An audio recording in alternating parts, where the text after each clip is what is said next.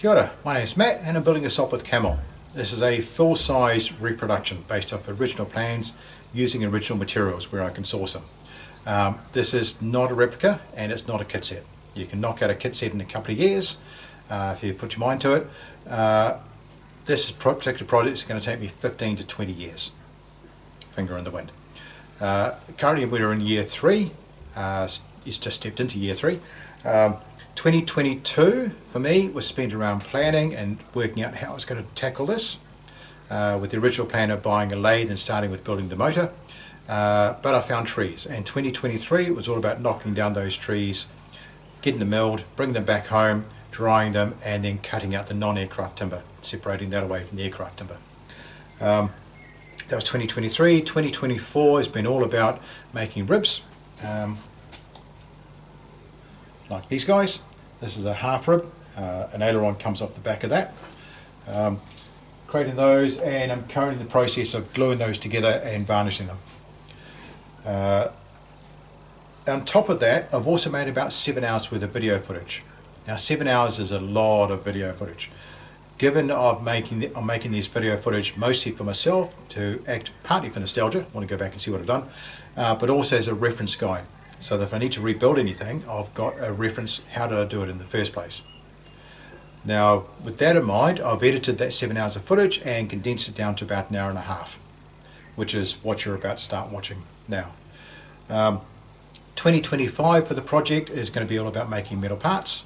I've just received my first metal order from the States, and I've purchased a wood bandsaw, not a wood bandsaw, bandsaw for cutting timber. And I'm about to convert that into cutting metal instead. So that's the immediate project. Metal parts I'll work on over winter, which for here starts around April or May, thereabouts. And in the meantime I'll crack on with hopefully finishing off, fingers crossed, all the ribs I need to make. I have to give a big thanks to the people that have been following me along. I'm not a traditional YouTuber, you don't have to like and subscribe. But I'm really encouraged by the people who are actually taking an interest in this and actually following it. It's like, I'm not the only nut job in the country or even on the planet who's actually interested in this type of stuff, which is nice to know I'm in good company. And the comments that I'm getting and the feedback I'm getting is really, really useful. And I really appreciate the constructive criticism that comes along as well.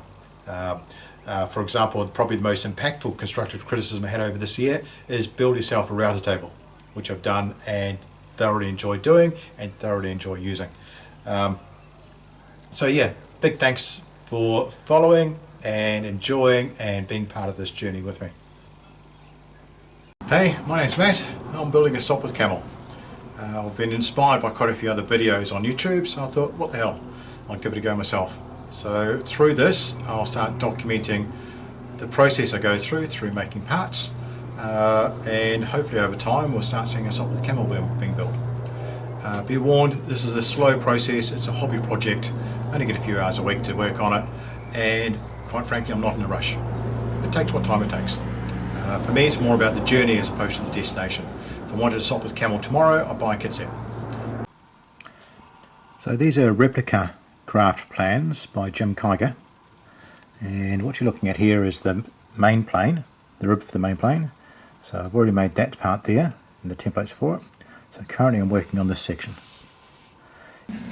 After my first video, where I made a template for a wing rib, or the outer of it, I've decided actually I want to redo it. I had builder's bog up in this corner up here, and I decided I want to get rid of that. So I've created a new blank to cut out, and I'll get stuck into work on that shortly. That's lunch.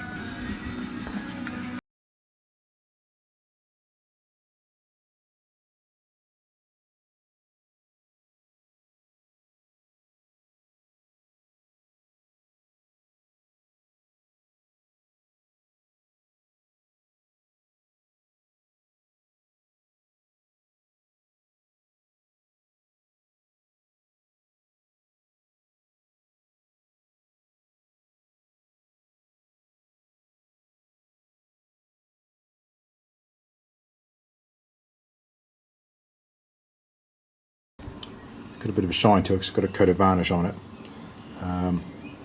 What I'm trying to do is get rid of the use of bog. so no bog on this one. This is the for the tail rib. So I've got the top one pretty much done. Everywhere you can see a tick, and I've got one spot which is a bit low, so I'll put a few layers of varnish on that. Then I'll start working on that bottom line and getting that curve put in. Just finished making the template for the tail web and cutting out, I think it's about 20 odd of these blanks ready to go.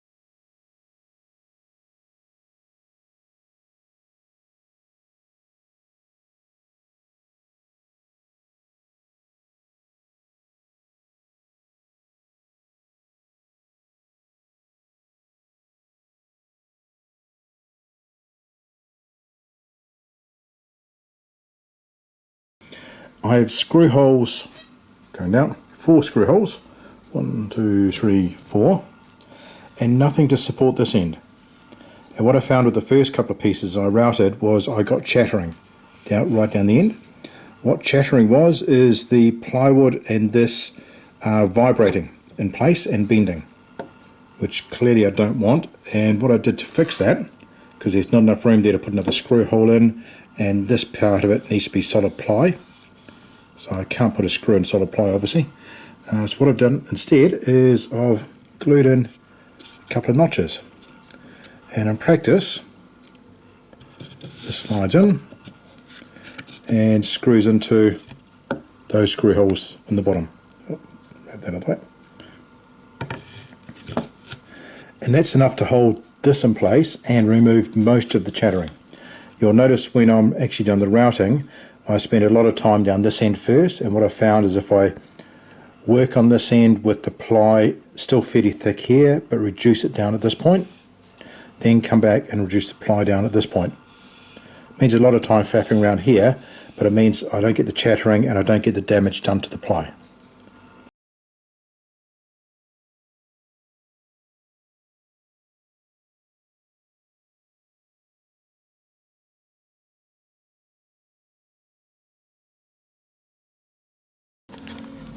This is one of about 4 sheets of ply that I'm working on at the moment.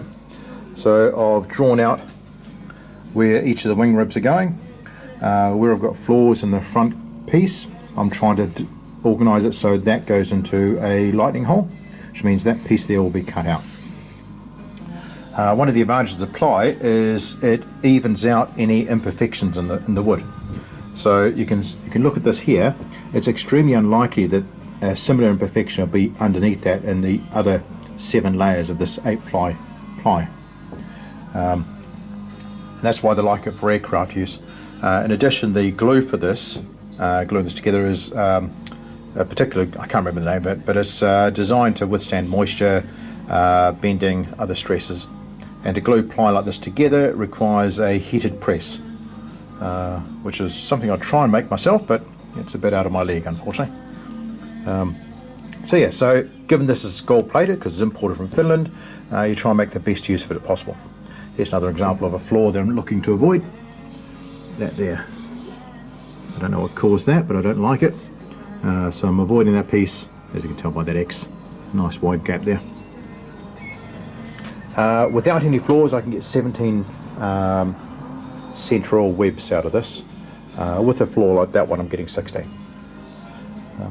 Cool. Anyway, I'll crack on.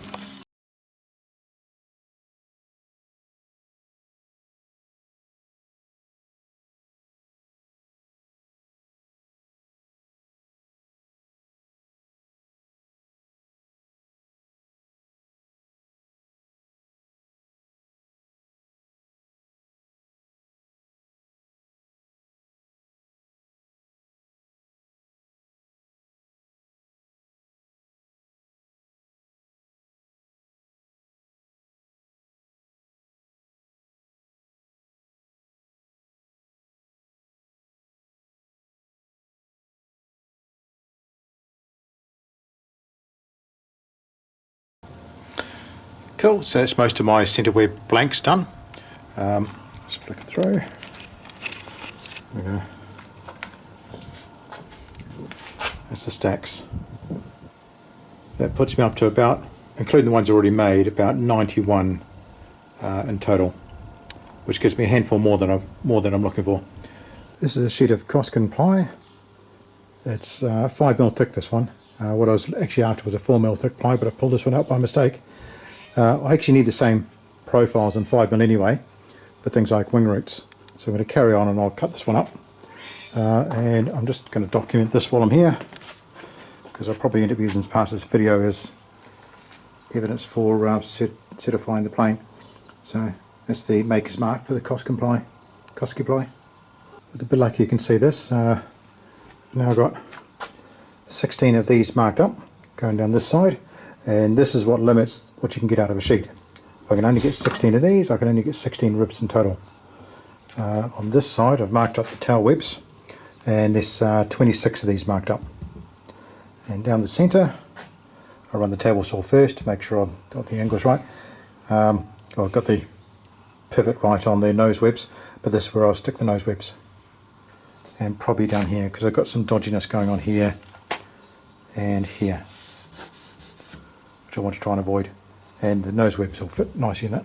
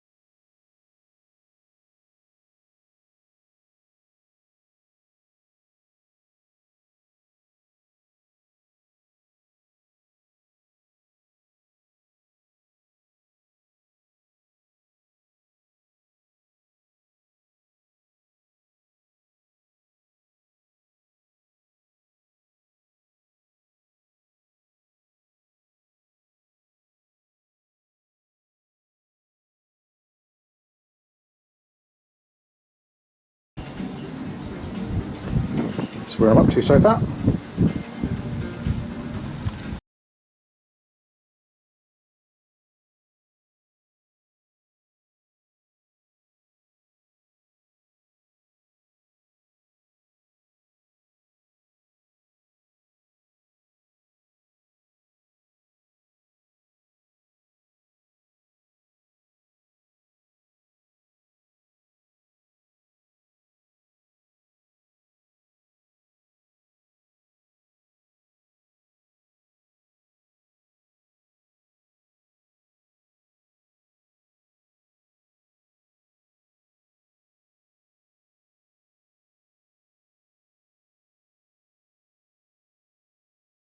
Well, there's about 25 done, at least to shaping the outside of it.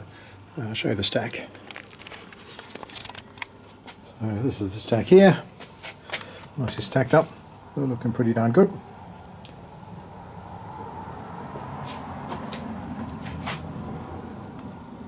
You can laminate that as a single block of wood. So with that trimmed out, I can then fit this in. And yes, I prepared this earlier. So everything fits and trims in nicely. So once in, oops, fit that in as well. It's a firm fit, as you can tell. May not be firm after I've run the router through it a couple of times. So I've decided to bite the bullet, and given I'm saving myself lots of money by not having these laser cut, I bought myself another tool. The tool's the box, not the cat, although the cat is a bit of a tool. But yeah, an oscillating bobbin sander, I think it's called. Very impressed with this tool. It feels like a very cruisy way of sanding, particularly inside corners like these and these edges. I'm knocking through these relatively quick now with this, as opposed to trying to do it by hand. And of course the sides, internal sides now are absolutely vertical, absolute 90 degrees, which is much, much better.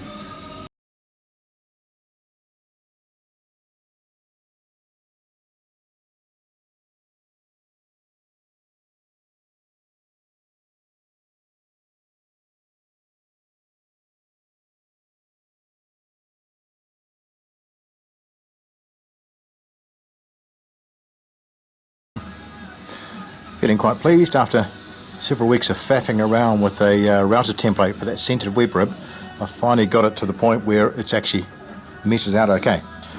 So I'll just flick this through. Right, let me adjust the camera here. So these lightning holes are now pretty much spot on, and the rib webs above and below, these need to be 1/4 inch wide. They're now just over that, all of them. And to be honest, I'm going to leave it at that. I'm not going to try and make them any thinner. This is 11 web ribs, all of which won't pass muster for the aircraft. Mostly because of things like that. Oops. That part there is less than 1/4 inch wide. It doesn't matter how perfect you make the rest of it, that will fail. Same here, there's elements of this part, that part there, which is less than 1/4 inch wide. And so on and so forth. Building a router table. Currently upside down because I'm gluing some reinforcing to the bottom. And I've just finished ordering the legs. But that's what I'm currently working on. In essence, creating more tools in order to create more Sopwith. Table's not quite finished, but it's oiled. The router's in, the router's going. I've still got to finish off the fence, but I'll do that tomorrow. I need a few nuts and bolts from the local hardware warehouse. So I'm just going to flip this down a little bit. Get this onto the table. So that's the router. Better tighten this up because I don't know what the vibrations are going to be like. That's a good one. That's one that's scrap, and I've marked them all now with the orange paint, so I won't get them mixed up. It's going to be scrap even after I do this process, but I just want to have a bit of fun with it.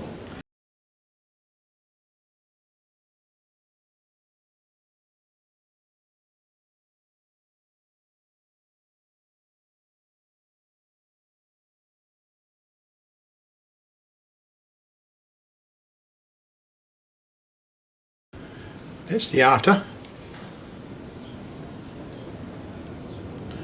I'm pretty happy with that. I've just added another 4 tail ribs to my discard pile. Learning lots, figuring this out as I go. What I've just discovered is, if I zoom in on this router bit, it's probably hard to tell, but on the top of that router bit there's a little nut. I hadn't paid any attention to that nut, and the nut flew off and it's disappeared somewhere. The original one, this is the replacement one, which caused obviously the bearing to fly off and the router bit to go in places where it shouldn't go. And at the time I was trying a template with 4 pieces of web under it, so it was 4 gone in one foul swoop. So I won't be doing that again. I think I'm on the right track still, just a little bit frustrating when you get these minor hiccups cropping up. I hate it when I discover it again. See those 2 gouge marks? That is the result of using a router bit that has suddenly decided to become blunt and grab.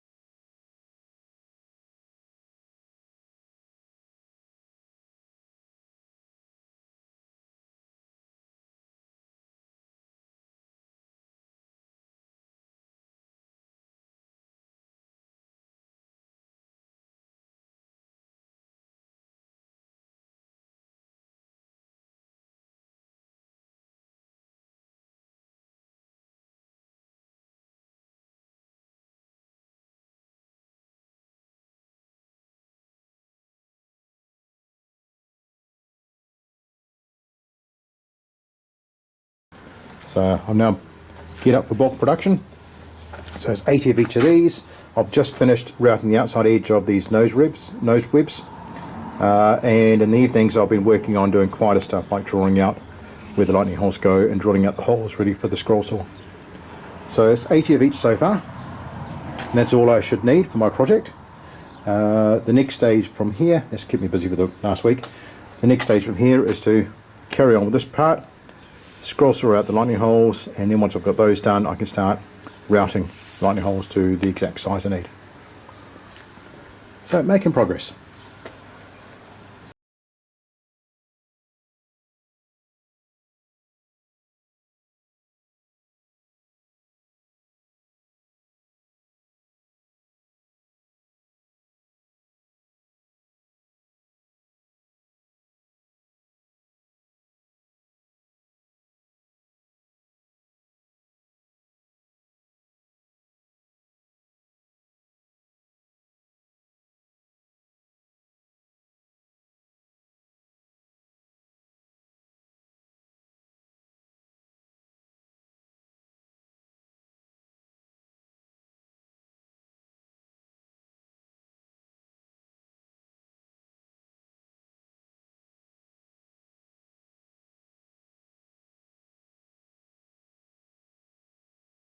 Just thought I'd show you what a pile of, I think, 66 holes looks like. There you go. So we stack. If that was money, it'd be like Scrooge McDuck.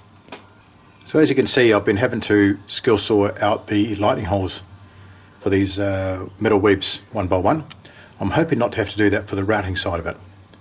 So what I'm hoping to do is, if I zoom down here a bit. So here's an example one. I have a good one over here, which will fit over top.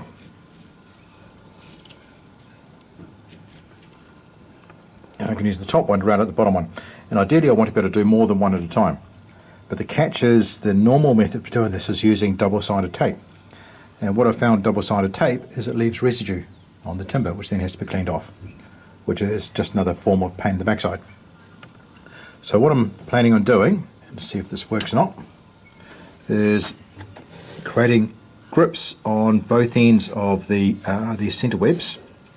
So where you see the pin marks here, they come straight off this edge onto here, straight off this edge onto here, and I intend to put some timber running out. So in effect this will be mechanically held by 2 grips, and under the top one I can fit another 3. So I'm back to routing out the lightning holes of 3 at a time, which is far better doing 1 at a time. So that's the back hand grip, and this will be the front hand grip. I've got these marked out. These eventually will have 3 holes, one there, a round one there for a support tube. These are aileron ribs, and the third one there. These are cut out, ready for going through on the what do you call it? Router. The name escapes me. So they've all been hand cut. These are to do. So I've marked those ones out. There's a lightning hole here. And because of the issues I've had with this end, I've decided that what I'll do is I'll drill a hole and I'll route out that entire section before I cut this one out, just make sure it's got a bit more support. And when I make a jig for it, I'll have a jig hopefully that'll support all this and stop it from shattering. So that'll probably be one of the next things to work on. These are all the centre ribs. It's a big stack, in case you hadn't picked up on that. In total, there's about 250 of these holes I've had to cut out by hand. Add on about another 80 here, and there's well over 300 holes cut out. just absolutely nuts. Created a couple of wee jigs. So this goes onto the back of this one, and that's a nice snug fit, and that'll fit 4 of these on top of each other, so it'll be 3 to be cut and 1 template. And this other one fits on the top, on the front rather. 2 to the sides to make sure they're snug, and these 2 to help press them all down and keep them all in one solid block.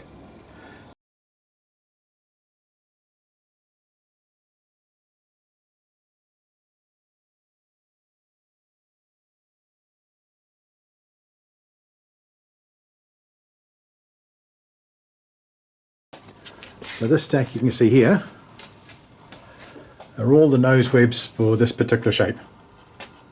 So they're all done, they're all sanded, and they're looking pretty darn good. So I'm happy with those.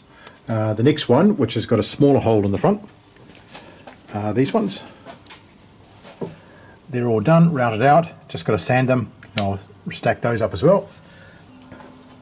These are the next ones for the 3/8 inch cap strips. So I've got a wee stack here. I've got to drill a hole through there, which I've got picked up a correct size Forster bit. The approach I've taken is I've got a block at this end, securing this end, securing the back end of it. There's three layers here. The top one's a template, bottom 2 are the ones I'm cutting. I've got a drill hole through here, and I'm using that to make sure the bottom 2 don't move. And a piece of string, which I can hold. This is very rangy, but it seems to be working. Here I've got a block which is cut so it pinches the tails. So it slides on there, it holds the tail firm. And to stop these 2 sides from chattering, 2 extra blocks just along the sides there, which I'm holding with the same hand I'm using to hold that.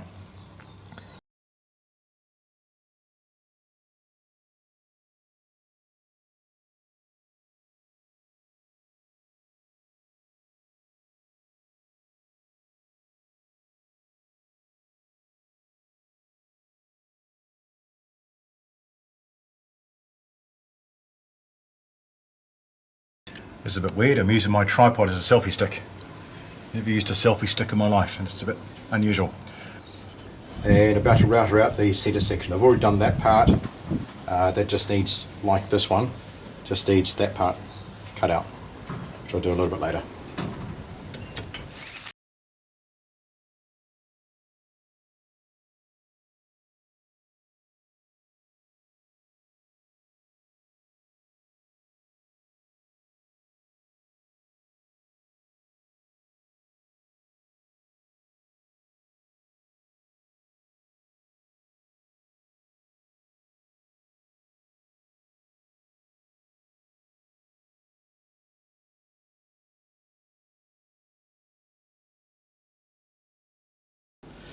So I'm going to cut shy of the line so I can then sand up to it.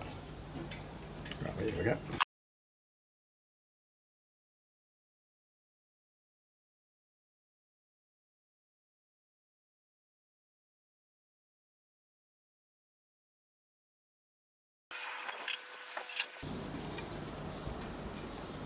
Probably a bit more sanding than I wanted, but pretty happy. This is my set of tail web ribs in 5mm ply, 12 of them. Looking pretty darn good.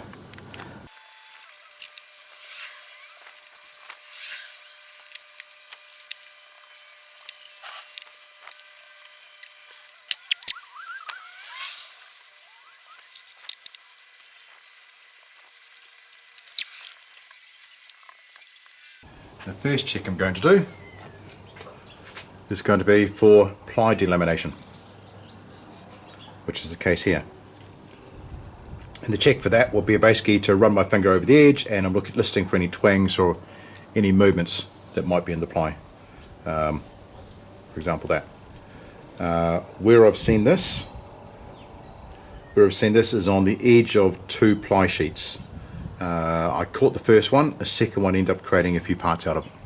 So I caught this on a centre web, which has been rejected, and I suspect this is the very end piece, which was used on the same sheet of ply.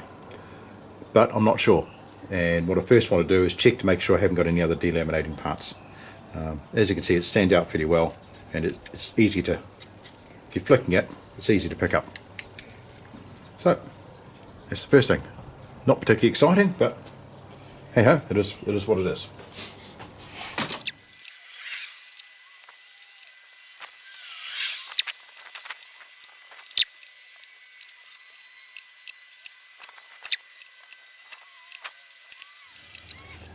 So this piece, I'll take a close look because I spotted that, which is a router gouge.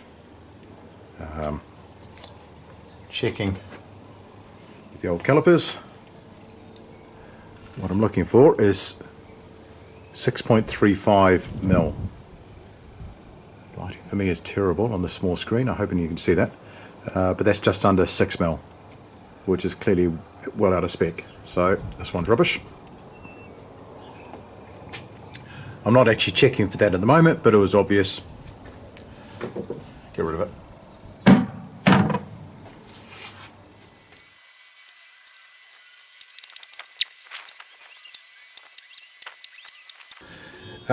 I'm currently carrying on with the practice planing, and I've moved on to practicing on my mock-up of a rear spar, and I'm actually quite pleased with the shavings. This is fundamentally boring, but I'm really pleased with the shavings I'm getting out with a newly honed plane and a few skills. So I just wanted to show that. There we go.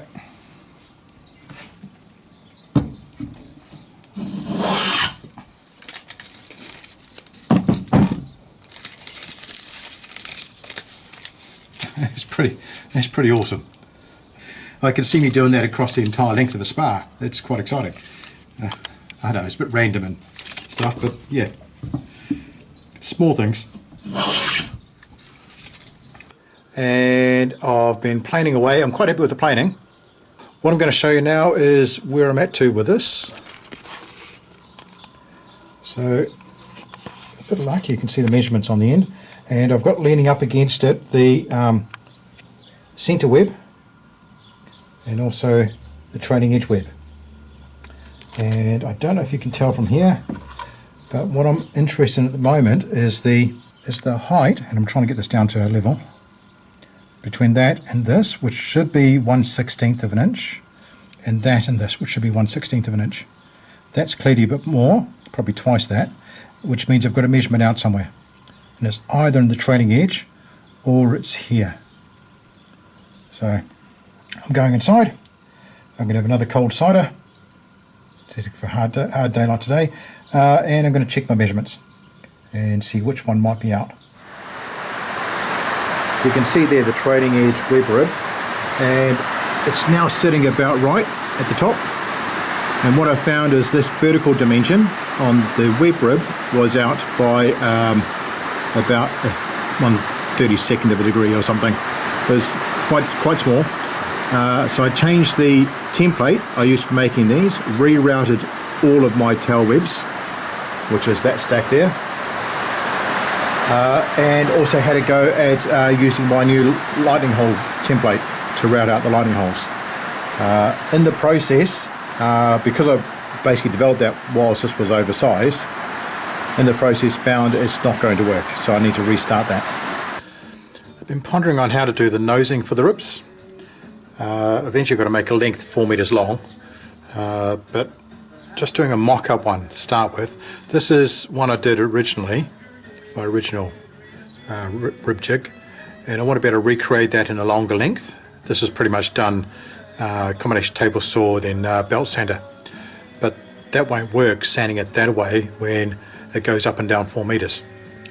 So I need a slightly better system. I tried nutting it out, couldn't figure it out, so I figured I'd just get started. So what I ended up doing is, that's the length I'm working with, about the same as the other two lengths Spar. Created a triangle first, then planed the top of the triangle to make it flat, and that's now the dimensions of, sorry I've only got one hand, of that, but without the top rounded over. So what I now intend to do is I'll keep the sides flat, and what I'll do is I'll put it on the side and then run it through a routing jig in order to cut the slots necessary for the cap strips. Don't think I've mentioned the cap strips before, but there's cap strips to go on this, and they have to slot into this nosing piece. To give you an idea, they're not cut out on this, but that's the nosing piece, and with a bit of luck you can see where I've got the markings there for the cap strips, and those need to be routed out. Just been using the router table. This is my nosing piece, so that was laid flat on the router table to do first that side, and then spun around to do the other side. And you'll notice this part here is a little bit munted. Probably better from that angle. That's from not holding it flat against that surface there. Thought it was, but clearly wasn't. But it's okay from my thumbnail forward, and that's the bit I'm most interested in. Managed to catch it in time, so that's okay. The front spar placed in my existing rib jig. So I've got the front ply web here, spar, centre ply moving further down,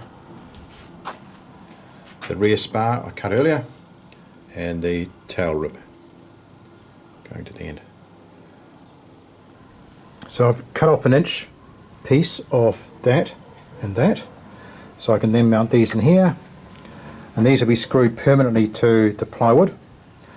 I'll make sure I've got the spacings right between those two, and once I've done that, then I'll put round dowel in here, or something similar, since I don't actually have any round dowel, but I'll put something similar in there which I can then use to wedge the cap strips up against the web ribs, and between those dowel points I should be able to put screws, which should cover most of the screw points, if not all of them. So I'm going to see how that goes, and I'll probably show you the finished result shortly. It's another really hot day, but I'm out in the garage working on my ribs, just putting together the very first one. It's using reject materials throughout, but this can be practice too. Figure out how to make the process work. So where I've kind of gone to, I started off putting cams on both sides, then came to the conclusion with cams on both sides I've got no point of reference to make sure the rib's actually straight and where I want it to be. So replace the cams on the top with blocks, which should key the rib in to be in the right position, and cams on the bottom. Well, I've managed to make the first rib, which I've got here. Step back a little bit so you can get that in the frame. I've got two more ribs partly made up. So the top cap strip is glued on. I've just got to sort out the bottom cap strips, which I'm screwing on, at least until they're on the spars, and I'll glue them at that point. But now I've been puzzling over the issues that come across with screwing these on. Now I've got my original one here. This is the good side. Oh, you can see there where a screw is trying to push through. It's on this side, and this is the good side. And that screw and that screw. Now clearly that's not desirable, so I want to try and solve that before I start putting more screws into these. And the solution I've come up with is relatively simple. Come over to the bench.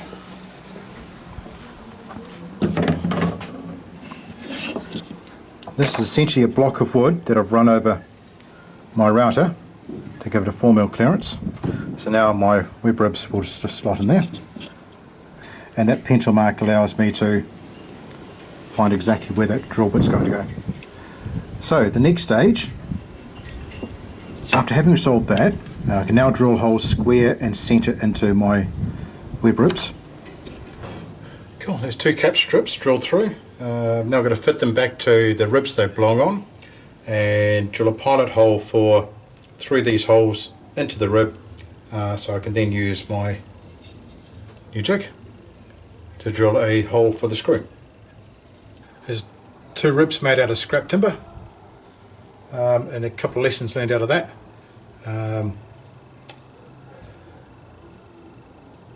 Drill the holes deep enough, and when you reassemble it with the new holes, reassemble it in the jig. Don't trust that the new holes are in the right spot. Just mounting this first rib to the spar mock-up, and you see on the bottom here I've got 2 strips, cap strips, with a groove in the centre for the rib web. And all I need to do now is just squeeze it on. I've done the same for the back. It's all ready to go.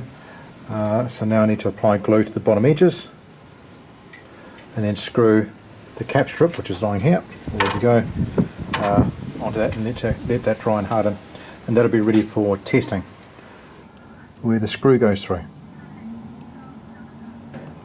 Now I'm kind of wondering if I'd put screws in the top of the spars, which I'm supposed to do, whether that would have helped carry the weight or whether that would have made a weak spot at the top of the spar. That's a bit hard to know, really. So yeah, going to change this plan somewhat. I'm going to go with the screw method. I'll show you what I've got on this jig. I managed to get it out okay, but it's not going to be usable.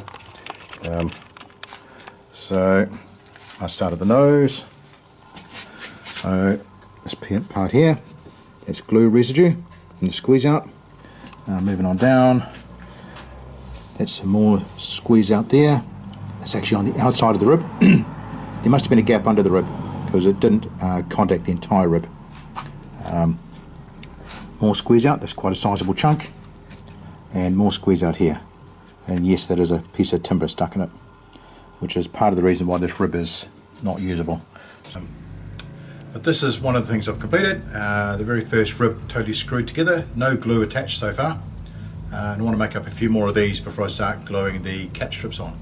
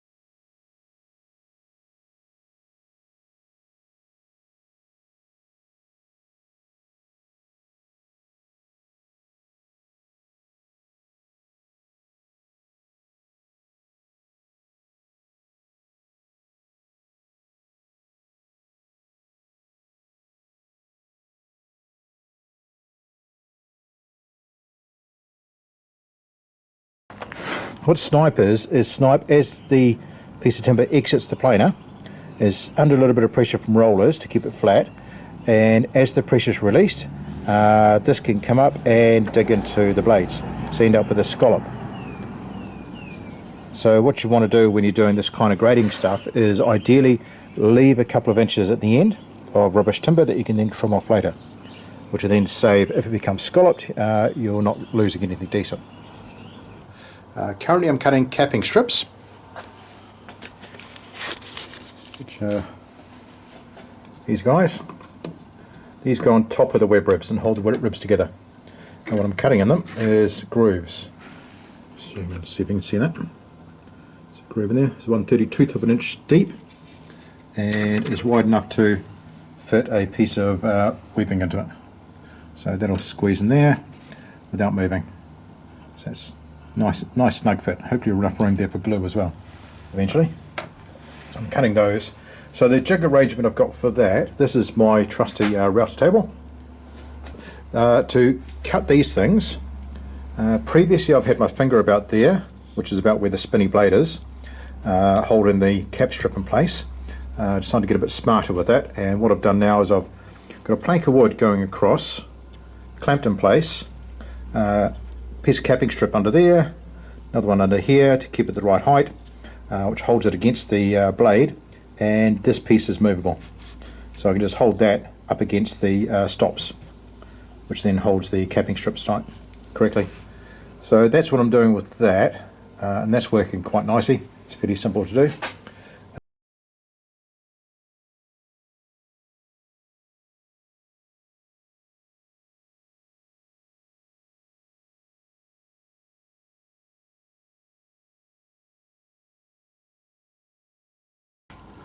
So this is a jig I've made up for drilling cap strips. So once the cap strips have had a groove cut in them, they go into this slot or this slot. That's the previous old slot, which I'm no longer using.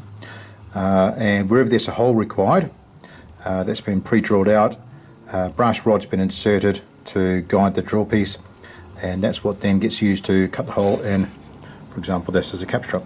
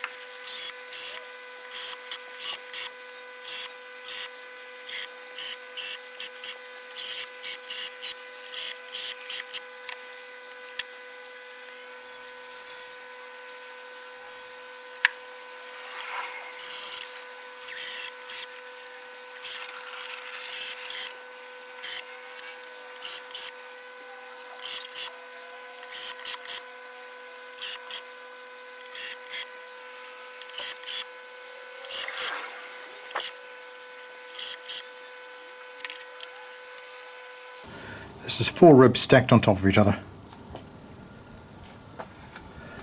Looking pretty damn uniform.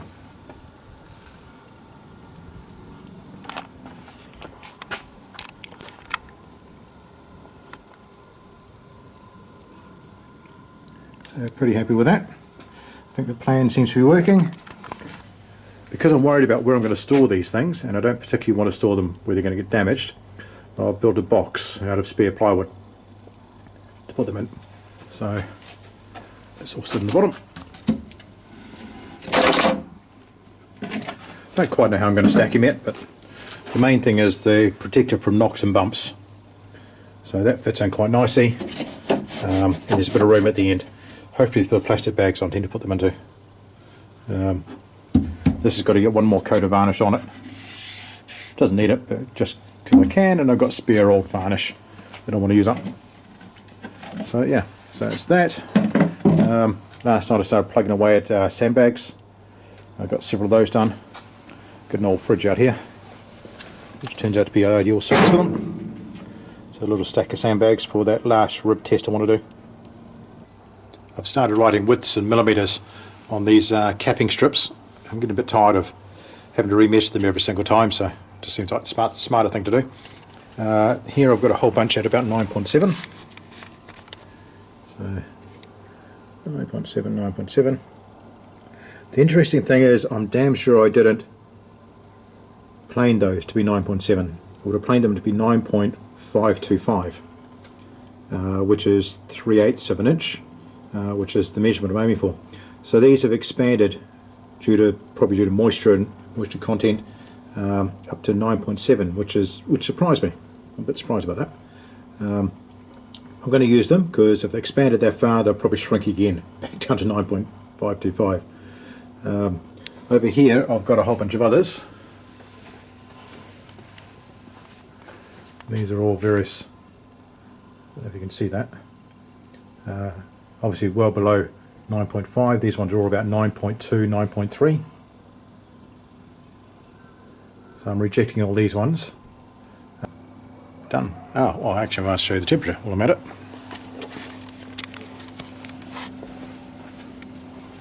I haven't looked at it tonight, but there we go. 6 degrees and 83% humidity.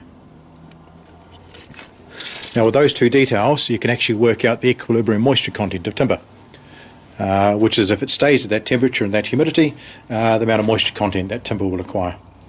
I'll probably do that later tonight. The ideal moisture content for timber to be working with for aircraft is about 12%, and anywhere in the 12 to 15% range is fine, acceptable. I don't know what that combination will do, but I'll probably find that out shortly. These are my dodgy drug dealer scales. So cool because they measure fine stuff. Flick this on. Back when I first got the timber, I cut out some sample pieces. So this is about, I don't know, 6 inches long, so, and about ½ an inch wide. Dried them in the oven and then weighed them once they were dry. So this one is 25 grams. Put this on here. You might recall that the calculation I had in the last video said equilibrium moisture content at the moment is around about 10%.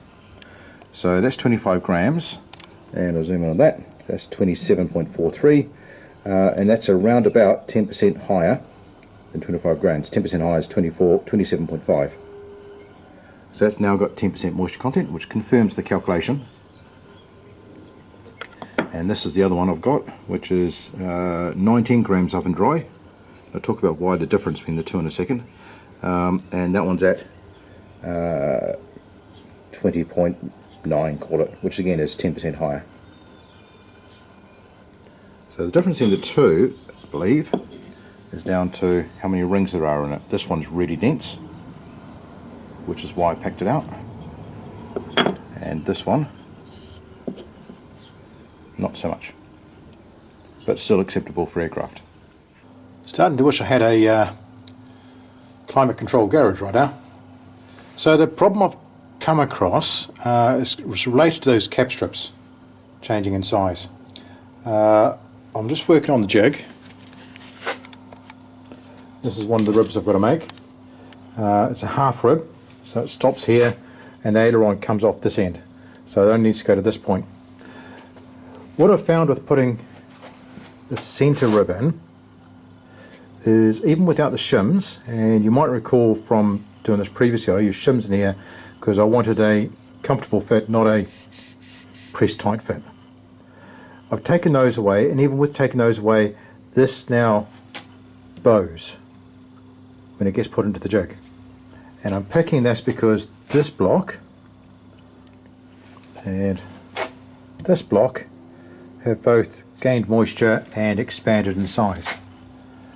Not by a lot because they're not very big blocks, but enough to throw the measurements out for this. Just taking this centre web out rather than have it stress everything, and this is how much it's bowing. That should be sitting flat. All the measurements seem to be fine. Obviously it's picking up somewhere to create that bowing effect. But the next thing I decided to do was take one of my existing spars and see if it fits. Fits on this here, side here. Nice, it seems to be touching up here. Applying pressure, but the bottom seems to be okay. Now at the other end, this is now a very, very tight fit, particularly at the bottom. It seems to be a tight fit on both sides, not just this side, to the point where I won't quite say I struggled. I was being very cautious with applying pressure, but it took a bit of work to get it on between these 2 points. So what I'm picking is that this piece of timber has swelled up fractioning the heat, and by fractioning I mean enough to take up the width given by 2 pieces of card used as shims. I don't know what width these are, but it's not very much, but it should have been enough to make sure I don't have these problems. Having said that, it was probably enough to make sure that these problems aren't worse than they are. So I want to do a little bit more research.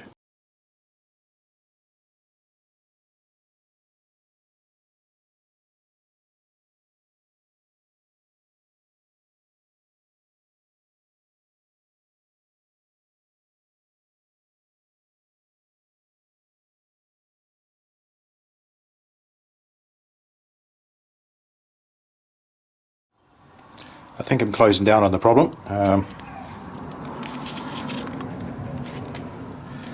So that's the piece I'm using on the jig, and it's cut off this piece. It's still attached to a spar. This is the piece I was using part of my destructive testing, and I just haven't taken the spar off yet. This is the one I tested, so it ended up being all out of shape. The problem appears to be, and I don't quite know how I've managed this, but this measures perfectly at 54mm across from this dimension to that dimension. This one's smaller across those 2 dimensions by not much, but it's smaller across those dimensions, and I don't know how that could happen. Sorry, the 5 ribs that I've got all completed, there's two lying here. It's that hole there will be too small because that is too small, and that's actually the larger concern. After some faffing about, I think I've got a solution. What I've done is, well, what I considered doing is chopping a piece off this, but that's already sized for my testing jig. I don't really want to break that in order to solve a different problem, so I'll need that in the not too distant future. So what I've done instead is I've mocked up the width of that spar there, and with regards to the previous 5, what I've found is when I put them onto the rib, put that there, this is a tight fit down here, and what I've determined is that the stress point is between that face and that face.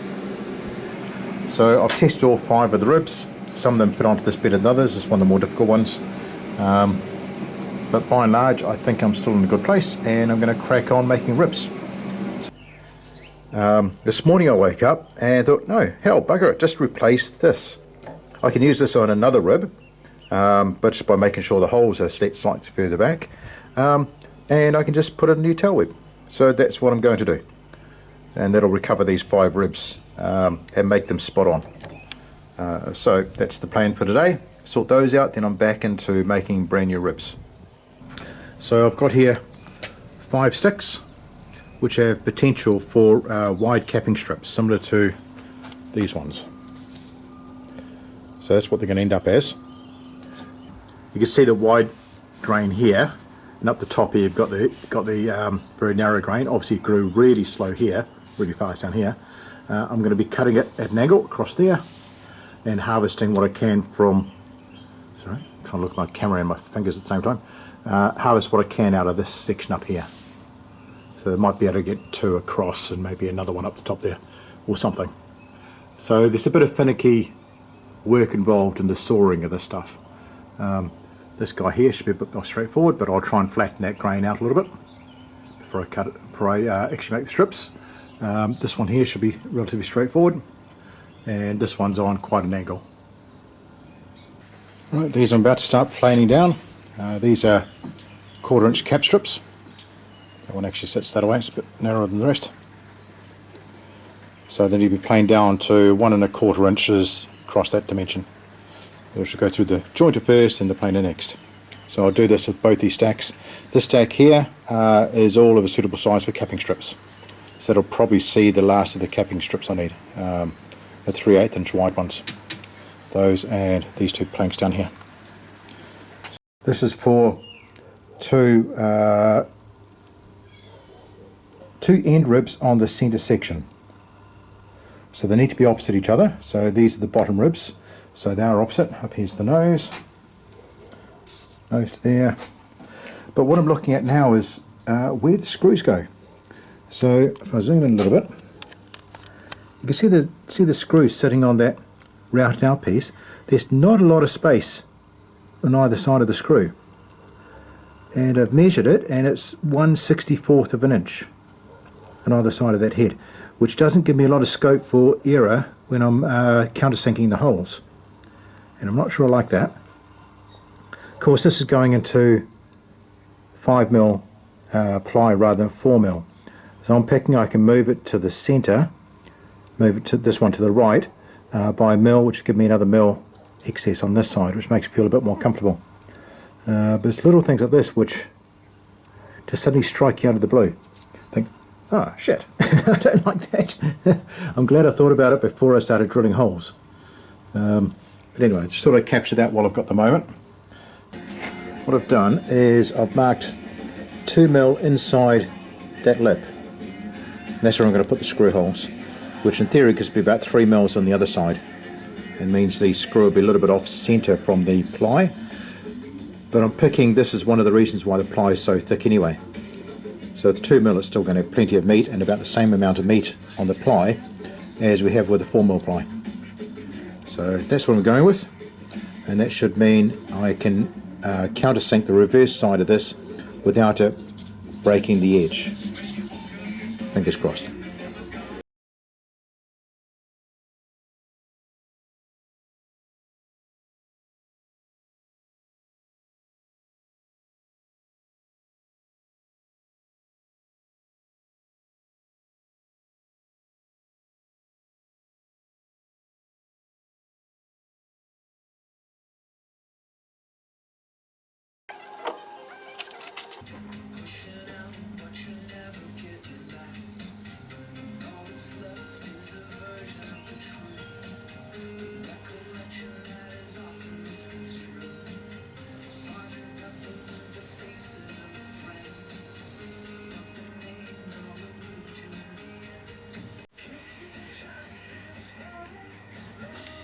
There you go, quality control.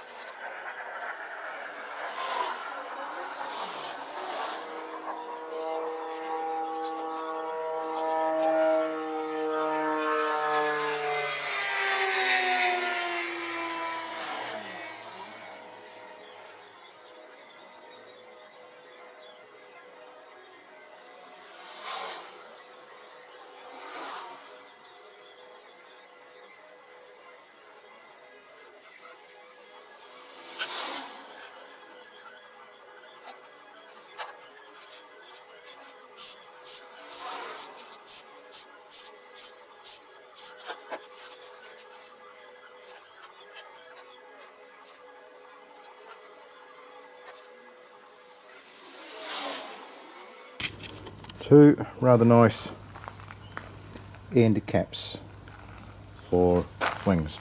So these two will fit on either side of the centre section above the fuselage, and the wing basically bolts up to this side and that side with a whole bunch of stuff in the middle, of course. So that's what I managed to get up to, and the second one was a lot faster to make than the first, which is great. My concern now though is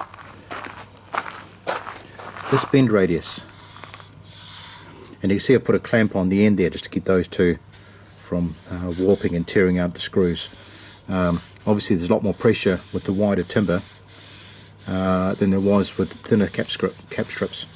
So what I'm now going to do is I'm going to make up a block to steam form these into better curves. So this is what I'm starting on now. The other thing I've got to work on as well is creating it's a sliver of spruce that goes in the bottom edge here. So I've got to create that as well for each of these. This is the rib I'm working on at the moment. This is one of the wing roots for the bottom wings. The interesting part about this, I'm going to have to glue this sooner rather than later. The interesting part about this is, standing up that way, this has to be at a 5-degree angle, because the wings on the Camel, the bottom wings, the top wings are straight, but the bottom wings have a 5-degree dihedral on each of them. So I've got to figure out a way of incorporating, and I can't do it mechanically, not without a lot of faff, and even then I'm not sure I'd get the right result. So I'm going to do it through glue, and I've got to figure out a way of holding this at a 5-degree angle to that. Just a moment to pause and catch you up on progress. So this is the form I'm making. So that angle there is 5 degrees, and this should squeeze into that. Press into that, a little bit of pressure on the side.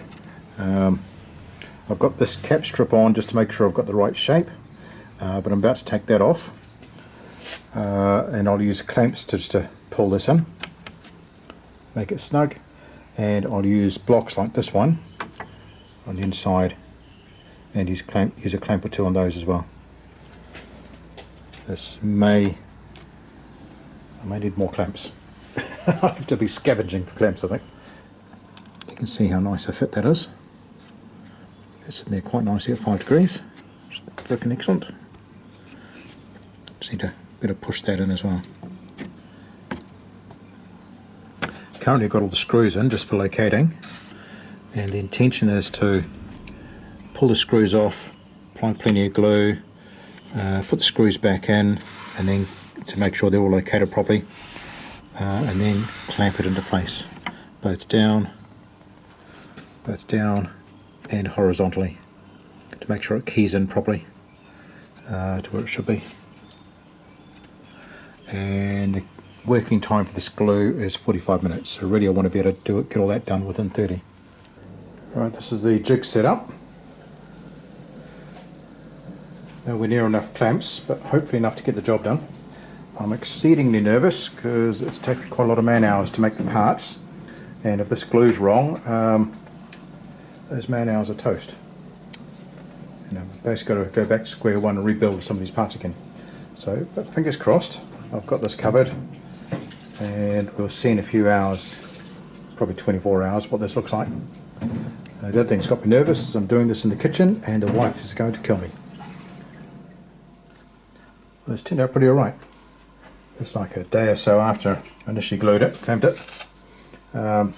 It's definitely, I haven't measured it, but it's definitely at looks to be a 5-degree angle, and it matches all the blocks and doesn't appear to be springing back. Don't know if you get a sense of that angle there. But yeah, that looks to be about 5 degrees. The glue's a bit messy in places, and you actually want a little bit of squeeze out, and I haven't necessarily got that all the way along. There's certainly plenty of glue applied, but not sure it's all gone into where I want it to go, so I need to check on that. There's some daggy bits where the glue got spread around a bit. I'll tidy those up. There's a light bit of sandpapering. And on this side, a couple of bits of concern, which I'll pick up on the next one, is that seems to be a little bit wide there compared to other places. need to look out, see if I can figure out a way of solving that. And the other patch was here, where I've got quite a wide bit and a void as well. I now have the third one in the jig, and I've had to remake the jig because it's a slightly different shape, heading in a different direction.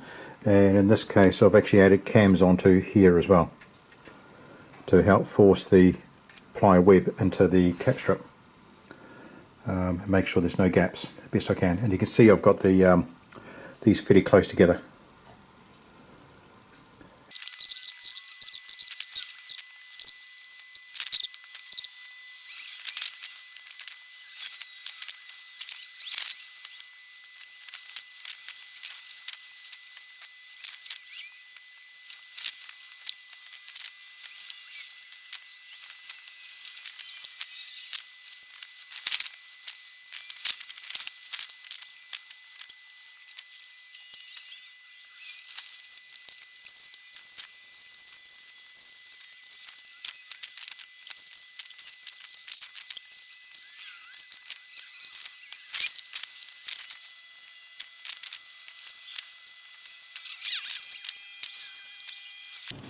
And over here I've got the three I've already done. So these three are already completed, glued on both sides. Yeah.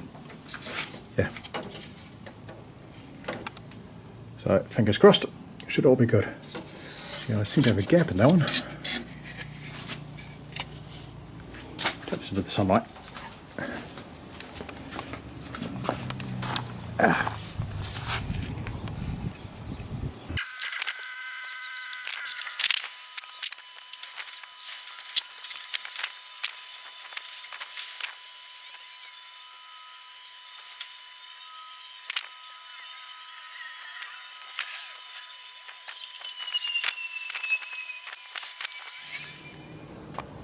Cool, well that's that one done.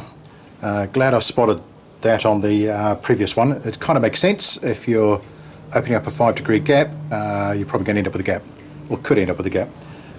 So I'm going to let that settle. I've got it on an angle.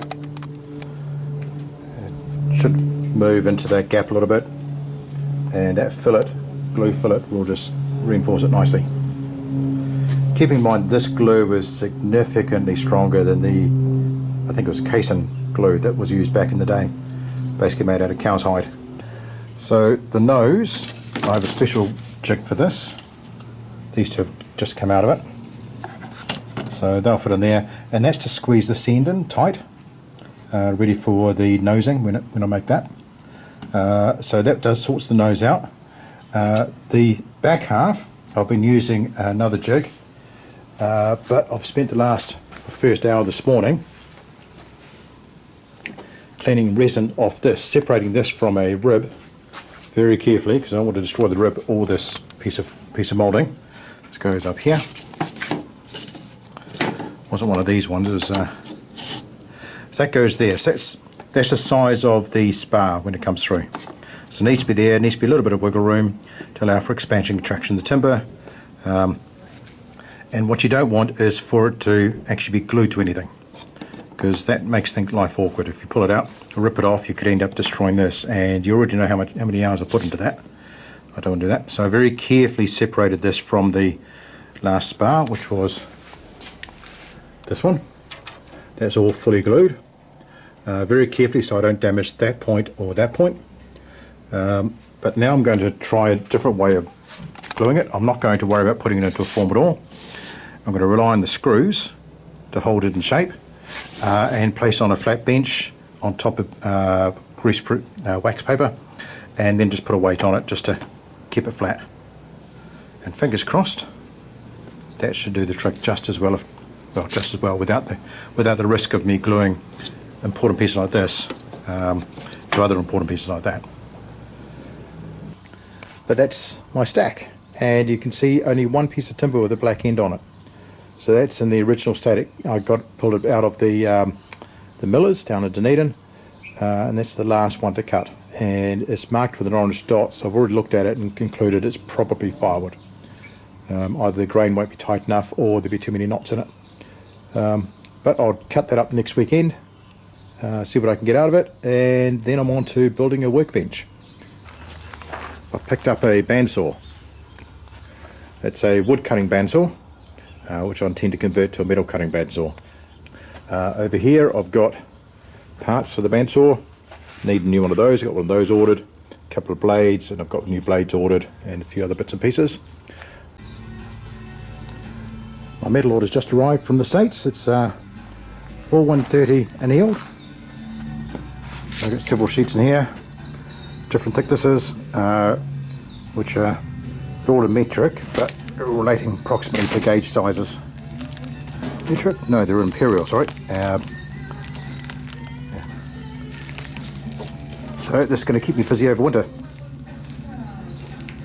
Pretty cool. Ouch. A bit heavy.